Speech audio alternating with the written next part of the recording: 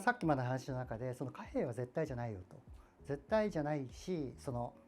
人間にとって一番重要なことは個性とそして社会性だという話をしたと。で社会性の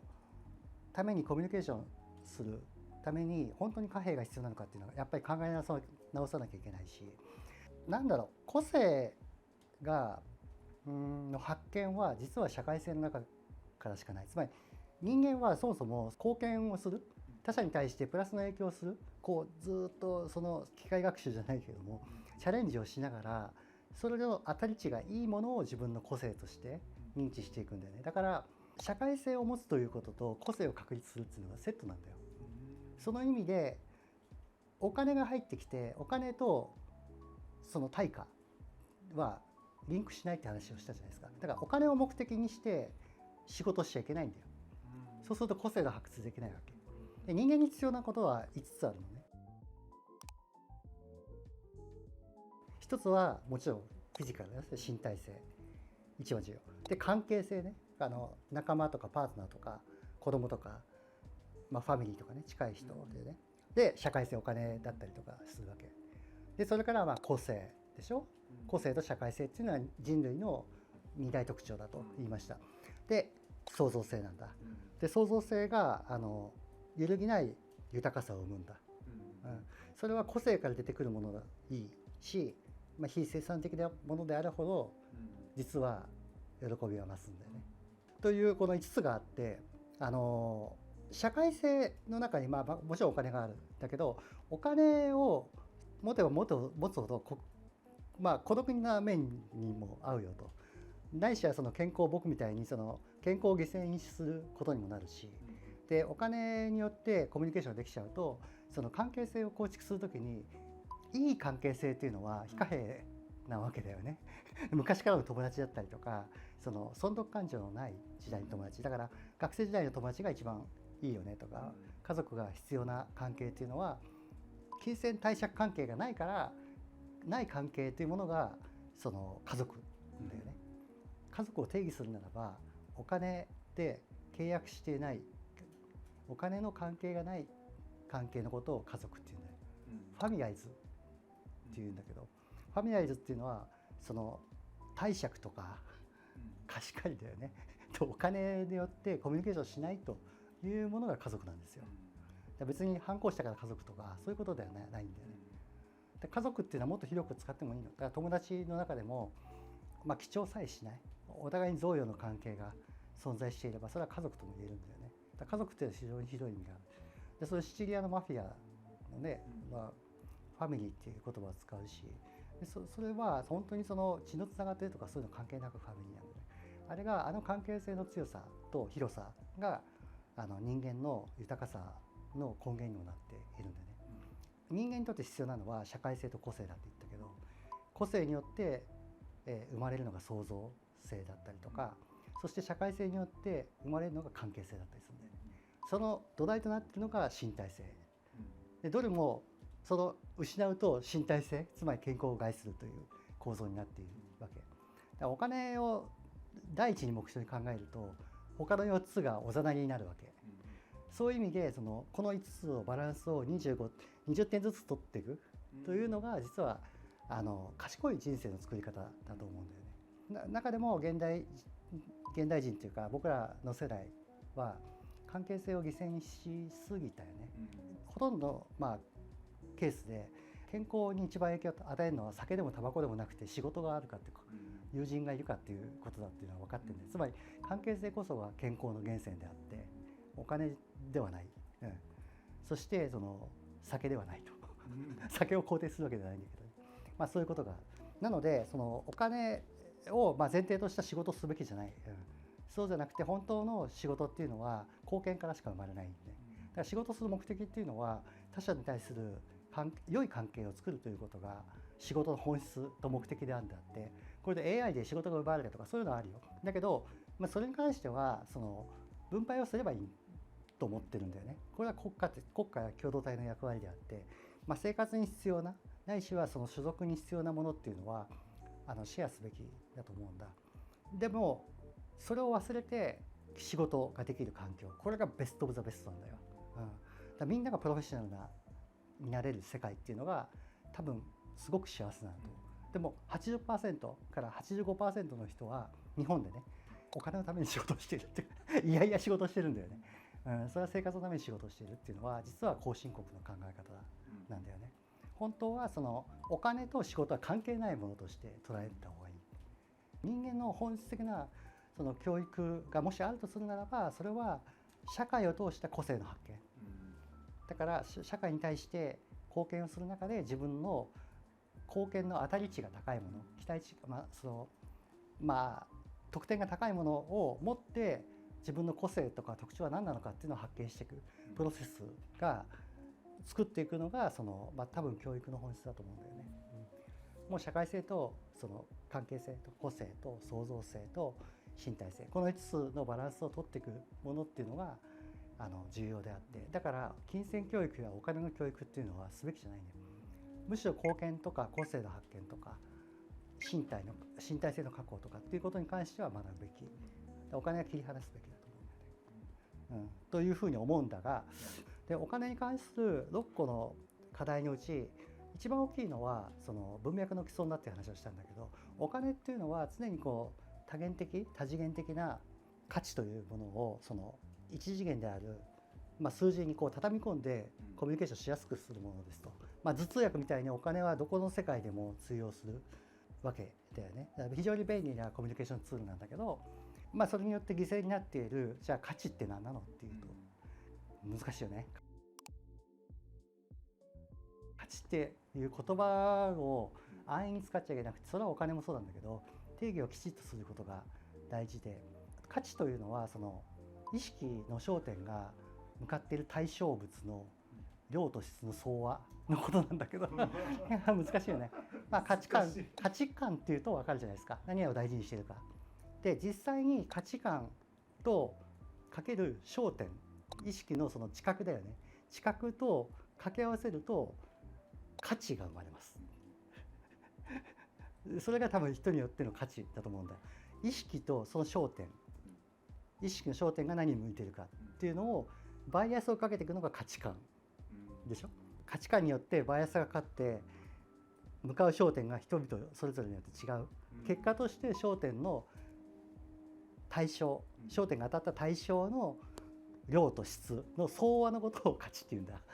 ちょっと例えばかもしれないんですけど、同じサッカーが好きな人でも、サッカーのフォワードがすごく気になる人もいれば、ゴールキーパーの動きがすごい気になる人もいれば、戦略、どういうふうにチームを動かしてんだろうと、監督の動きが気になる人もいますよね。いるよね。それがある種バイアスっていう。バイアスというか価値観で、価値観によって変わっている。同じゲームとかフィールドの中でも価値観によって焦点がずれてくるよね。でそれが向かっていく対象物の心の中にある記憶で A 君にとってはフォワードの動きが価値が高い、 B 君にとってはゴールキーパーの動きの方が重要度が高いとか価値が高いし、 C 君にとっては監督のその動き方とか考え方っていうことの方が重要度が高いというか大事と思っている。そうです、はい。戦略が大事っていう話もあったし、選手の津田が大事だとかっていうのもあるしユニフォームだとか、フィジカルがかっこいいとか、いろんな視点があるから、それはもう本当人によって様々なんだけど、価値といった時にはそういうきちっとした定義を持つということが大事なんだけど、じゃあ畳み込まれた価値って何って言った時に、ここでその価値の多次元性っていうのを話をしなきゃいけなくて、ずっとさっきから1次元イコール数字だと、1次元っていうのはその、要は数字で、だと考えていいと思うんだ。でここでその数学的な話の次元、ディメンションっていうものを使ってもいいし、数学と物理学と宗教といろんな次元、いろんなフィールドで次元っていう言葉を使うんだけど、分かりやすくきちっと文系理系も合わせて定義すると7次元ぐらいに分かれる。7次元ぐらいっていうか7次元に分かれるとで僕は考えていて、それはオリジナルなんだけど多分多くのことを説明できる。でこれが価値のその7次元だと思うね。1次元って言ってるのがお金、数字だよね。じゃあ2次元って言ったら論理とかね、面のことだよね。だから将棋とかさ囲碁とか分かるけど、そのロジックとかね、ロジックツリーとかロジック構造とか、そういうのをコンサルだったりすると最初に鍛えられるんだけど、その言語とかね、そういった面で、表現できるものっていうのを二次元と言うんだよね。さっきの基調経済だと二次元を表しやすくなるよね。与える価値のものだったりとかサービスを言語で書くというのは数字よりも少し情報量が多いでしょ。だからそれは二次元の世界なんだ。で3次元っていうと立体物になって空間だったりとか場だとかっていうのを表すと。でそうすると一体感とか生まれるよね。みんなで集まるパーティーとかさっきのサッカーの話が出てきたけど、サッカーとかもそうだよね。そこのスタジアムだったりとかでみんなで盛り上がったりとかコンサートだったりとかするっていう、それを3次元の空間を味わうっていうのがあって、それも経済活動になるし、そこでのじゃあお金、チケットでもいいんだけど持ち寄りだったりとかってさっき話をしたような交換とか共有っていう経済の在り方なんだよね。でそれが3次元、立体物だと思うんだ。で4次元っていうと3次元の味わいっていうのは2次元よりも大きいっていう感覚は分かるじゃないですか。なんとなくじゃあライブを見ている画面というよりはどちらかというとそのゲームをやっていたりとかのちょっとニュアンス違うじゃないですか。でゲーマーたちが e スポーツで集まってスタジアムでやるのも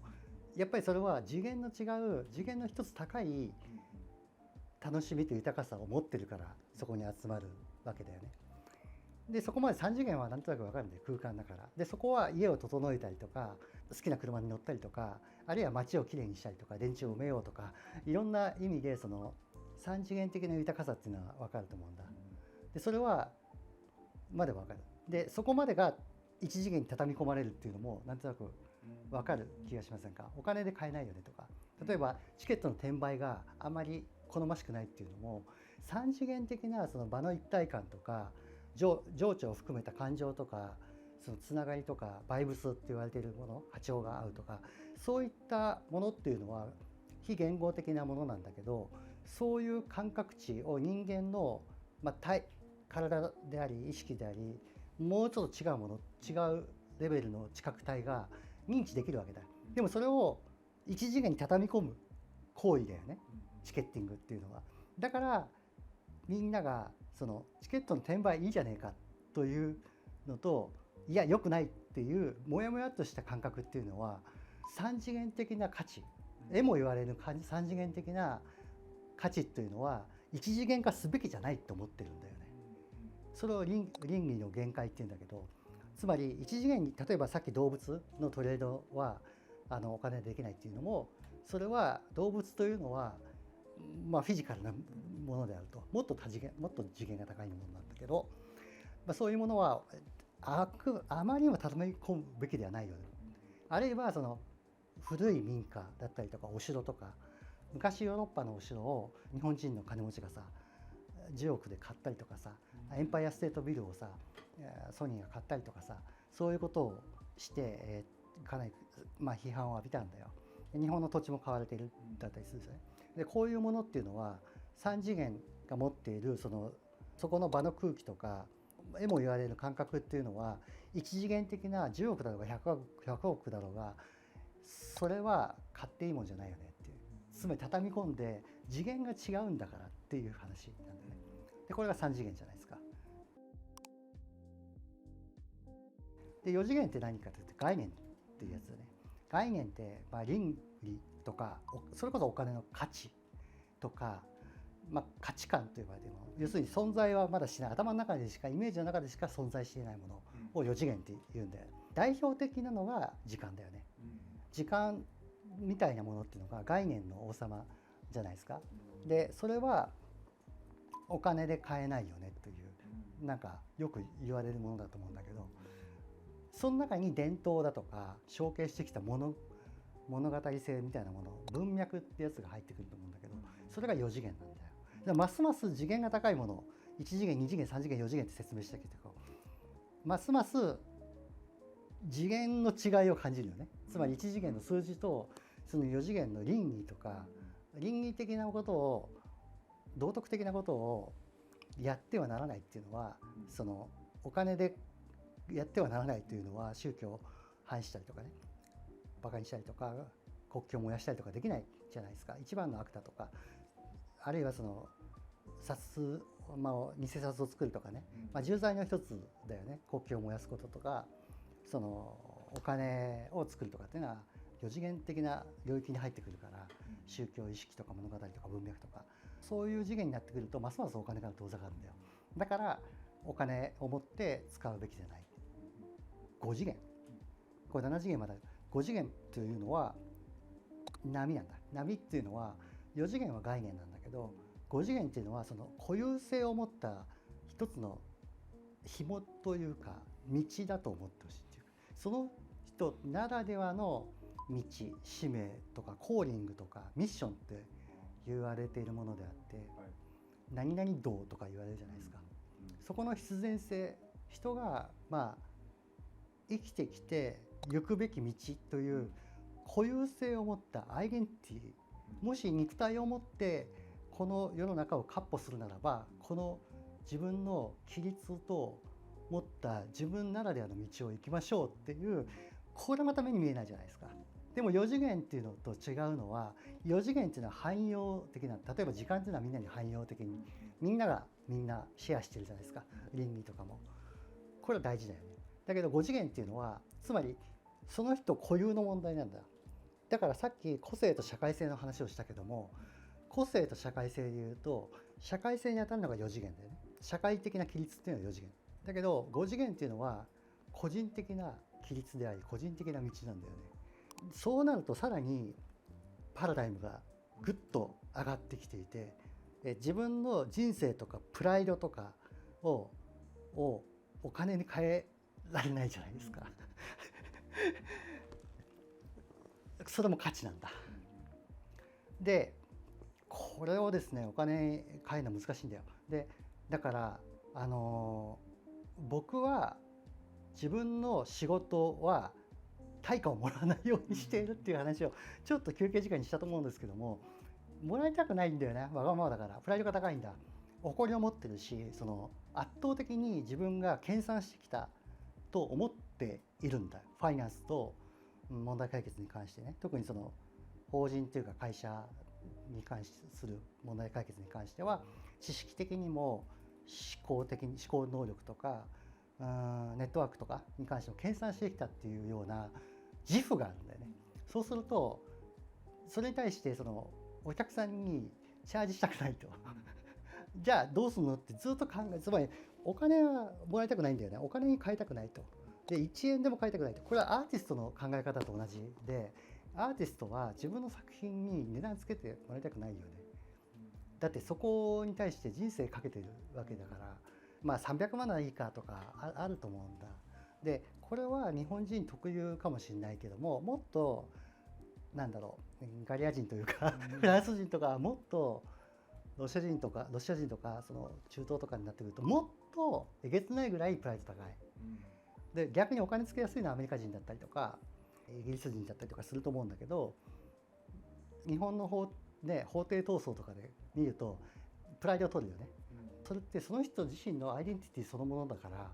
絶対汚されたくない。つまり汚されるってどういうことかと、次元を下げるってことなんだよ。自分の道が5次元、そして汎用的な処理、倫理とか契約だったりとか規律だったりとかっていうのはこれは4次元の話でね。で3次元はじゃあ物でっていうと一体感とかつながりそのものになるし、2次元だとペーパーというか言語だったりとか、1次元だと金になると。だから金という形に畳み込みたくないというふうになってくるのが5次元で、それはとても重要な価値なんだよ。で6次元っていうのは何かっていうと愛とか慈愛っていう言葉かな。つまりその全部が一体であると、自分も溶け去っていて贈与経済の世界だよね。他者と自分に差がないというか溶け合ってる状態っていうのは、今日はクリスマスイブなんでそういう気持ちになるんじゃないですか。昨日ちょっとクリスマスプレゼント買いに行ったけど、この週ってすごく贈与的な感覚になるというか、愛っていうとちょっとうっとなっちゃうんだけど、いろいろあるからね。慈愛っていうと分かりやすいし、贈与経済が一番ワークするっていうか、世界がずっとクリスマスであればね本当に平和だと思うんだけど、慈愛に満ちるっていうのは贈与経済だと思うんだ。で、7次元はあんまり現世と関係ないんだけど空って言って、これは東洋哲学だと思うんだけど、禅とかである7次元っていうのは東洋哲学的にしか存在しないんだけど、空っていうないよっていうのがあるっていうさ、ないがあるっていう、ゼロに近い、ゼロとは違うんだけど虚数に近い概念であって、裏側の世界ではね、そのブラックホールの裏側っていうか、ワームホールの裏側っていうか、宇宙の裏側だと。宇宙全体が一体性を慈愛というならば、その宇宙以前の問題、あるいは別の宇宙が存在するかもしれない、その前の、あるいは広がりだったり深さだったりする意味での世界のことを空って言うんだよね。人のその意識の焦点が、宗教的に言うならば、こう1次元からどんどん上がっていって、1次元2次元3次元4次元5次元6次元を経て、世の中は一つなんだみたいな、火の鳥のみたいな話になってくるわけだね。あるいはブッダみたいな話になってくる。そしてそこからじゃあ人にその道を教えるっていうのは5次元って言ったじゃないですか。で4次元でアイリスの規律を教えて、3次元その空海がボーンってこうね、杖をついたら水が湧き水が出ましたみたいな話とかね、寺院を建てたりとかっていうような施しをしていく。で米を配るっていうところまでね、言葉を教え米を配るってところまでこう施しをしていくっていう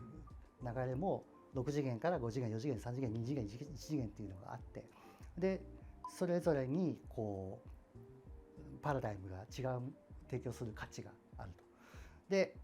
それをやる人を菩薩っていうふうに、東洋哲学では言うよね。そうするとね、さっきこれ貨幣論だからあくまでも貨幣論なんだけど、すごく重要なのはこの意識、価値、意識の焦点が当たっている対象の質と量の相和イコール価値だっていう話をしたんだけど、価値というものも分解してきちっと、あいつ意識高いなとか低いなとかそういうレベルでしか語ってこなかったこともうきちっと整理すると、この7次元にちゃんと分かれる。1次元お金、2次元はその、言葉とか論議、これは基調経済、3次元だったらシェアとか物々交換って言えるし、4次元だと交換だとかが合うのかな、交換経済とかがあるのかな。で5次元だとその寄付なんだな、クラウドファンディングみたいな、その人の物語とか道に対して自分はコミットしますよっていう。これはちょっと若干推し活に近くなったりとかすると思うんだけど、本当はその人を応援する場合じゃないっていうかみんな自分の道を行くべきであって、悪いことじゃないんだけど、そこが単なるその自己投影になっている可能性があるので気をつけなきゃいけない。本当の意味でのその5次元に対してコミットしてるっていうことはできない。なぜかっていうと、人を応援するっていうのは5次元じゃない。5次元のものは5次元でやるしかないね。5次元を1次元の金でやるっていうのは無理なんだよ。だから重課金も変だし、推し活も変だし、パパ活も変だし、変なんだ。次元を合わせなきゃいけない。価値の次元を。これがすごく自然なことだと僕は思うんだよね。で6次元っていうのは贈与経済だって言ったじゃないですか。贈与経済、贈与し合うというか、いやありがとうねってクリスマスプレゼントもらってお金を渡すって言ったらこれは違うわけですよね。そうだけど、この辺の価値の多様性とか多次元性を全部教えないし、その考えもしないから、なんかこっちになってんだよ。それぞれの価値っていうのは全く違うパラダイム、レイヤーと言ったらいいかな、世界観が全然違うじゃないですか。それぞれの世界観に合わせた交換形式、交換様式っていうのがあるわけであって、それぞれを使ってこの多次元化した価値っていうのに対してコミュニケーションを適切に選ぶべき。それがきちんとした社会を作ってくるというふうに思うんだよね。それがなんか社会になんなかったとしても、自分はそうした方がいい。自分は圧倒的にそうした方がいいと思うんだ。そうなってくると、もはやこれは貨幣論なのかって言って、貨幣の問題っていうのは価値毀損文脈毀損というふうに言ったけど、その前にいろいろ言ったよ。その格差の問題とか偏在だとか信用創造が独占されているとか、価値とその労働は価値と価格は合ってないんじゃないかとか、いろんなこと言った。でもそれは貨幣の問題ではあるけど、すごく小さい問題のように見えてきて、最も大きな問題は人間というのはその価値を持っていて、それぞれ価値観に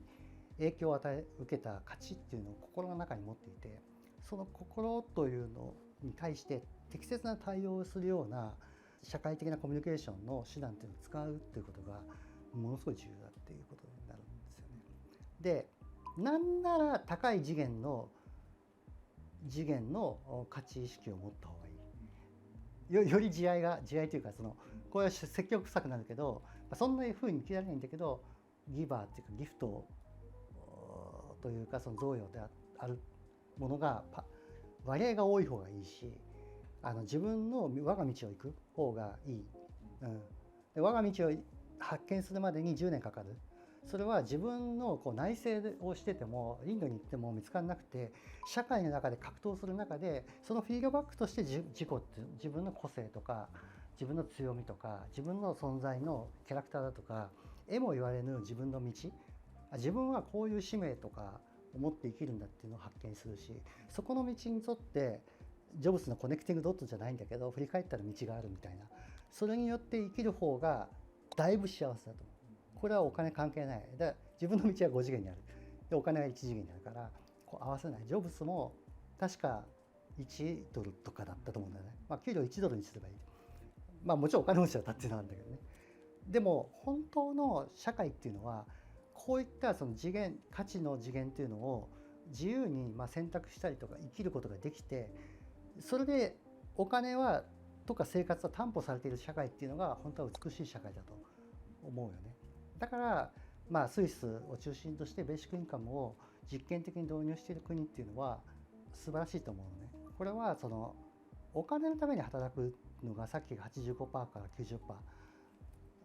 ごめんなさい、80から 85% の日本人はお金のために働くって言ったけど、じゃあその一次元的なね価値意識しか持ってないかっていうと、そうでもないわけ。僕らは何か二次元的なロジックとかパズルゲームを楽しむし、三次元的なワイワイパーティーもしたくなるし、四次元的なその道徳的概念的なことが好きだったりもするわけですね。で5次元のはもっと多幸感にあふれてるし、で6次元っていうのはやっぱそのやればやるほどその苦しいけど出てくものがあるなみたいな、その計りを持っちゃうとね、損得感情計りを持ってると、で苦しいけどそこの中に全く質の違う、その刹那とは違うような損得感情の計りにかけたものじゃない喜びっていうのがあったりするんだ。なのでこの価値の多様性、多次元性に関しては覚えておいた方がいいし、そこを意識して生きた方がいいというふうなことは言えるんじゃないかなと思うし、貨幣というものがその世界を滅ぼすという、あるいは人類の最大の敵だっていうのは、豊かな価値というものを一次元に畳み込んでしまうというものだっていうのは、そういうところから来ているのかなと思うんですよね。お金の話に関しては、シンプルにこんな形であって、もっとその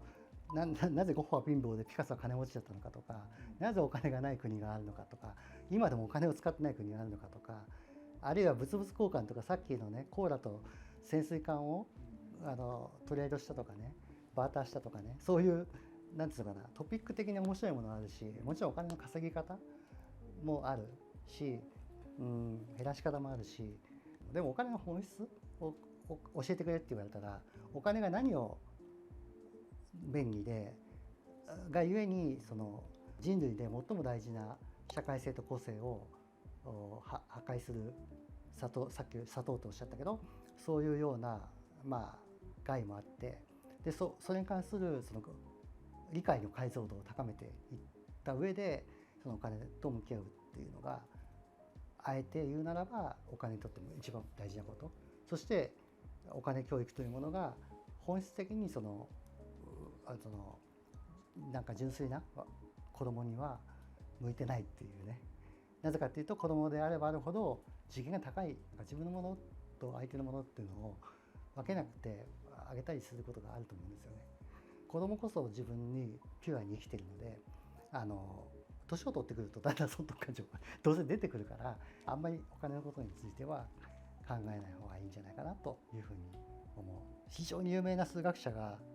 言ってたけど、まあ数字が世界を滅ぼすと言ってたけどね